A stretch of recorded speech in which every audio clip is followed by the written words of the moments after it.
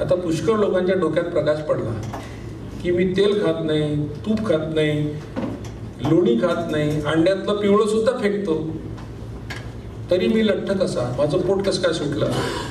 लठ्ठ होण्यासाठी तेल तूप खाण्याची आवश्यकता नाही.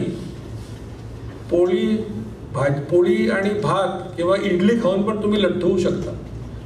कारण या सगळ्यामधल्या कार्बोहायड्रेट मधल्या ग्लुकोजचं रूपांतर फॅटी ऍसिड मध्ये करतं. कोण करतं? इन्शुलिन करतं.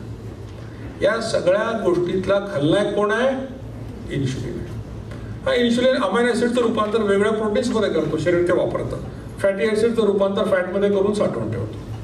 अशा प्रकारे शरीरामध्ये ऊर्जा साठवून ठेवणे आणि विविध पदार्थांचं निर्मिती करणे हे काम इन्शुलिन करतो. म्हणून त्याला संग्राहक संप्रेरक म्हटलेलं आहे, अॅनाबॉलिक हॉर्मोन असं म्हटलेलं आहे. आता जर इन्शुलिनचे लेवल वाढले तर काय होतं रक्तातली? याला तांत्रिक भाषेमध्ये हायपर इन्शुलिनेमिया असा शब्द आहे. गुगलवरचा आणि शब्द टाका, हायपर इन्शुलिनेमिया किंवा रेज लेवल्स ऑफ इन्शुलिन. तुम्हाला शेकडो रिसर्च पेपर वाचायला मिळतील, शेकडो. आणि एकही रिसर्च पेपर असं म्हणणार नाही की आरोग्यासाठी चांगलं आहे म्हणून. प्रत्येक रिसर्च पेपर सांगेल की इन्शुलिन वाढणं हे आरोग्यासाठी घातक आहे. काय होईल? वजन वाढेल, ब्लड प्रेशर वाढेल, कोलेस्ट्रॉल वाढेल, हार्ट अटॅकची शक्यता वाढेल, आणि सगळ्यात भयंकर काय होईल तर इन्शुलिन रेझिस्टन्स निर्माण होईल. आता इन्शुलिन रेझिस्टन्स म्हणजे काय लक्षात घ्या, फार सोपी गोष्ट आहे. तुम्हाला मी सांगितलं की माणसाचं शरीर उपाशी राहण्यासाठी निर्माण झालेलं आहे. पेशींना अपेक्षा काय? खाल्ल्यानंतर इन्शुलिन निर्माण व्हावं आणि काम संपलं की पुन्हा 0 लेवलला जावं, ही त्यांची अपेक्षा आहे. जर समजा एखाद्या माणसाने त्याची इन्शुलिन लेवल वाढवून ठेवली तर पेशींना त्याची सवय नाही आहे. साधं उदाहरण आहे, तुम्ही तुमच्याकडे कोणी पाहुणा येणार आहे, समजा तुम्हाला बरं वाटतं पाहुणा आला आपल्याकडे, आणि पाहुणा म्हणाला मी 3 दिवस राहणार आहे. तुम्ही सगळं व्यवस्थित त्याचा पाहुणचार करता आणि हा पाहुणा 3 महिने राहतो. पुढे काय होतं मग?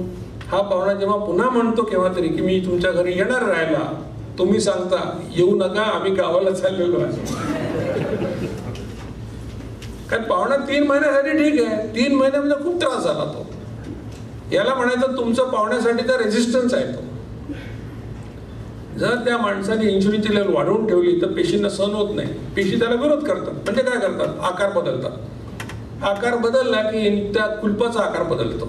म्हणजे एखाद्या कुलपाला तुम्ही 4 हातोडे मारले तर पोचा पडतो.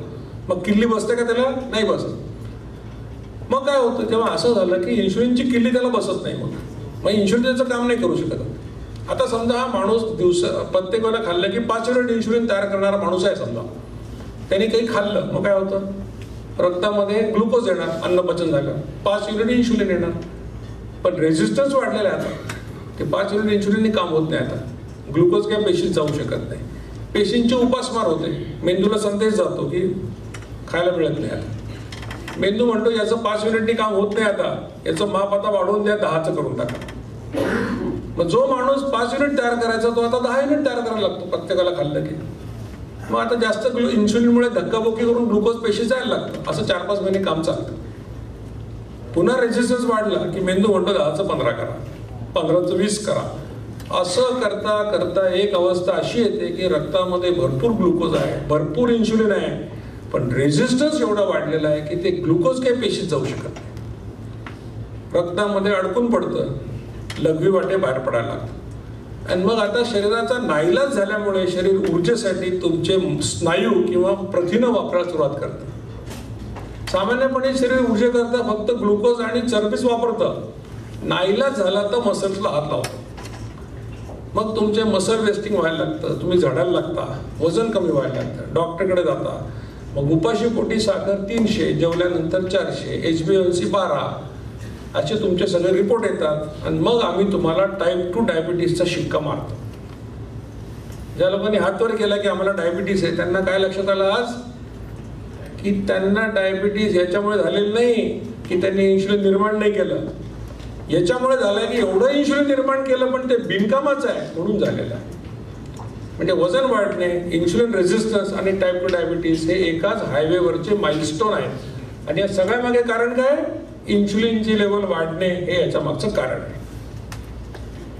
आता इन्शुलिनची लेवल तुम्ही कमी केली समजा कुठल्याही मार्गाने तर काय होईल? एक्झॅक्टली अपोजिट गोष्टी सुरू होतात. पहिल्यांदा रक्तातली ग्लुकोज वापरली जाते ऊर्जेसाठी. रक्तातली ग्लुकोज म्हणजे खिशातले पैसे.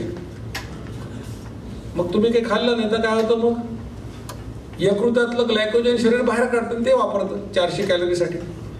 यकृतातलं ग्लायकोजन म्हणजे कपाटातले पैसे. आता खिशातले पैसे संपले आणि कपाटातले संपले. पैसे लागल्यावर काय करायला, आता बँकेत जाल की नाही काढायला, त्या ATM वर जाल. सुखासुखी कोणी बँकेत जात नाही पैसे काढायला. जोपर्यंत हे सोर्स एक्झॉस्ट होत नाही तोपर्यंत तुम्ही काय बँकेत जातच नाही. तसं शरीर चरबीच्या फिक्स डिपॉझिटला तेव्हाच हात लावतं जेव्हा त्याचं ग्लुकोज आणि ग्लायकोजन संपतं. मग एका सत्याकडे आपण येऊन पोचतो. आता ते सत्य काय, या जगामध्ये ज्याला कोणाला चरबी जाळायची आहे, ज्याला कोणाला वजन कमी करायचं आहे, ज्याला कोणाला पोट कमी करायचं आहे, त्याच्या पुढे एकच नैसर्गिक उपाय आहे. तो उपाय काय, इन्शुलिनचे लेवल कमी करणे. ह्याच्याशिवाय दुसरा उपाय नाही. मग आता इन्शुलिनचे लेवल तुम्हाला कमी करायचे उद्यापासून, तर काय कराल, कमी खाल की कमी वेळा खाल. कमी वेळा खाल, कारण कमी खाल्लं काय जास्त खाल्लं काय इन्शुलिन तेवढंच आहे. म्हणून कमी खाणं हा आपल्या प्रश्नाचं उत्तर हे नाही, कमी वेळा खाणे हे आपलं उत्तर आहे. काय काय लक्षात आलं आपल्या, की इन्शुलिनचे लेवल वाढणे हे आपल्या सगळ्या आजारांमागचं कारण आहे, वजनामागचं आणि डायबिटीस मागचं. आणि इन्शुलिनचे लेवल कमी करायचे असेल तर खाण्याची फ्रिक्वेन्सी कमी करणं आवश्यक आहे. इथपर्यंत सगळे लोक येऊन पोचले. आता मग आता उपाय यासाठी आले सगळे लोक. आता खाण्याची फ्रिक्वेन्सी कमी करायची. किती कमी करणार, कोणी म्हणतं उद्यापासून एकदाच जेवतो, हरकत नाही, योगी आहेत बाबू. पण महिन्यावर एकदा जेवशील आणि मग नंतर 4 वेळा खाशील असं करू नको. जे करायचं ते आयुष्यभर करता येईल असं करायचं आपण. पण सामान्यपणे माणसाला 2दा कडक भूक लागते, त्यामुळे 2 वेळा कडक भुकेच्या ओळखात 2 वेळा जेवा हा पहिला सल्ला आहे. तुम्हाला बऱ्याच लोकांना माहितच नाही कडक भूक म्हणजे काय, कारण भुकेच्या आधीच खातात. ज्यांना कळलं ते नशीब, ज्यांना नाही कळलं त्यांच्यासाठी जगात 2 पॅटर्न आहेत. सकाळी 9 संध्याकाळी 6 वाले काही लोक आहेत आणि दुपारी 1 रात्री 9 वाले लोक आहेत. कुठल्याही पॅटर्ननी चालू करून द्या. 8-10 दिवसात तुमच्या लक्षात येईल ट्रायल अँड एररनी किंवा आपली 9ची भूक नाही आहे, 10:30ची 11ची. एकदा वेळा कळल्या त्या वेळेला जेवा. 15 मिनिटं मागे पुढे करा, तेवढं चालेल. खूप जास्त व्हेरिएशन करू नका. जेवण 55 मिनिटात संपवा. 55 मिनिटं जेवा असं सांगितलेलं नाही.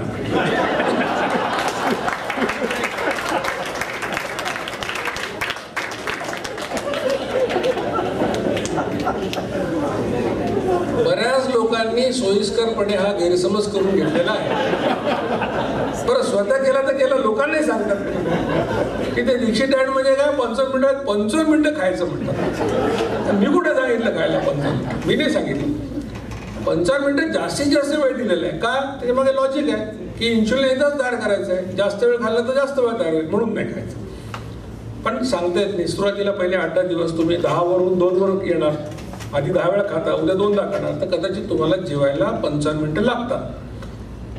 काय कराल तुम्ही, जेवायला बसले की आपलं ताट पडून आणा आणि मग काय कराल, गेल्या 24 तासात घरातल्या सगळ्या लोकांनी काय काय खाल्लं ते सगळं आणा, शोधून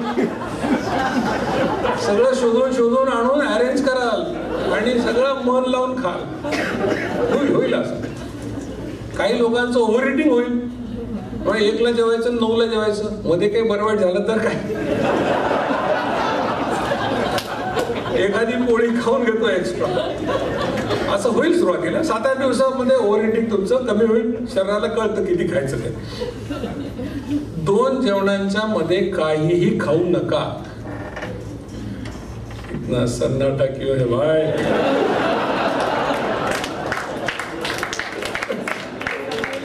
लोक म्हणतात सर तुमच्या व्याख्यानातलं सगळ्यात क्रूर वाक्य म्हणतात. आमचं कसं व्हायचं, आम्ही इतक्या वेळा खातो. पण त्याला काही इलाज नाही. तुम्हाला बेस्ट रिझल्टसाठी हे आवश्यक आहे. जेवताना गोड जेवढं कमी खाल तेवढं आरोग्यासाठी चांगलं. एखाद्याला म्हटलं साखर खाऊ नको, म्हणतो गुळ खाऊ का? म्हटलं गुळ खाऊ नको, मग ऑर्गॅनिक गुळ तरी खाऊ का? मी म्हटलं ऑर्गॅनिक प्रकरण काय असतं, म्हटलं किंमत जास्त, एवढंच मला माहिती पडत. साध्या गुळातलं ना ऑर्गॅनिक गुळातलं. पण ऑर्गॅनिक गोड नाही म्हटलं तर म्हणतो मध तरी खातो म्हणतो. हे सगळे साखरेचे व्यसनी लोक आहेत, शुगर ॲडिक्ट्स. तर डायबिटीस वाल्याने तर बिलकुलच खाऊ नका, काहीच खाऊ नका, गोड गोड फळही खाऊ नका. गोड फळं खाऊ नको म्हटलं तर विचारतात आंबा चालतो का, आंबा नको म्हटलं चिक्कू तरी खातो म्हणतात. अरे चव कळत नाही का जिभेला, सांगितलं तुला गोड नाही काय. नाही तर काहीच फळं खाऊ नका आम्ही सांगतो, 3 महिने काही खाऊ नका. तर हे सगळे शुगर ॲडिक्ट आहे. आपल्याकडे म्हण आहे मराठीत, साखरेचं खाणार त्याला देव देणार. डायबिटीस आहे लक्षात ठेवा, दुसरं काही देणार नाही देव. आणि जेवणातले प्रोटीन्स वाढवा. जे लोक नॉनव्हेज खातात त्यांना नॉनव्हेज खातो का, हो खातो. कधी खातो, पार्टी केव्हायला खातो फक्त. याला काय नॉनव्हेज म्हणायचं. महिन्याभरात 200 ग्रॅम चिकन खातो, हे काय नॉनव्हेज झालं. नॉनव्हेज म्हणजे हे आपले गोरे लोक बघा कसे सकाळ दुपार संध्याकाळ मीठ पोर काहीतरी खातात, ते नॉनव्हेज लोक आहेत. तर जे तशा पद्धतीने नॉनव्हेज खातात त्यांना प्रोटीन मिळतात जेवणामध्ये. व्हेजिटेरियन लोकांचा प्रॉब्लेम, पोळी खाल्ली 11%, भात खाल्ला 9%, वरण खाल्लं 20%. वरण कसं खातो आपण, वाटीभर वरणात तळाची डाळ, वर सगळं पाणी, काय प्रोटीन मिळणार आहे. काय करायचं, 3 पोळ्या खातात तर 1 पोळी कमी करा, त्याच्या जागी वाटीभर घट्ट वरण खा, मोडातलं कडधान्य खा, सोयाबीन खा, शेंगदाणे खा, चीज खा, पनीर खा. कल्पना काय की कार्बोहायड्रेट थोडे कमी करा, प्रोटीन थोडे वाढवा. काय म्हणतात मग, उद्यापासून पोळी बंद करतो म्हणतो. मग काय खातो, क्विनोवा खातो.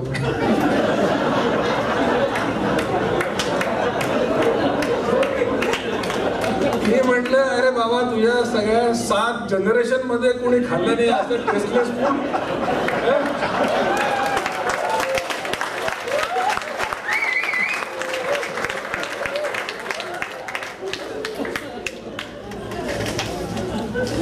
एवढं बेचव अन्न कोणी खाल्लं नाही का.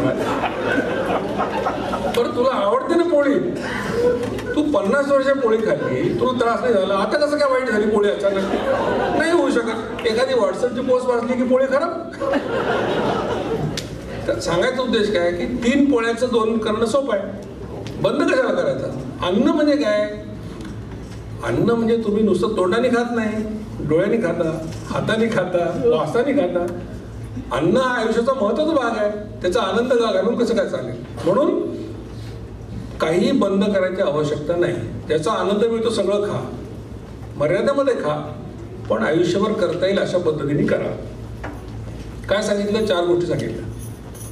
कडक भुकेच्या 2 वेळा ओळखून 2 वेळा जेवा, 55 मिनिटात जेवण संपवा, गोड कमी खा आणि प्रोटीन वाढवा.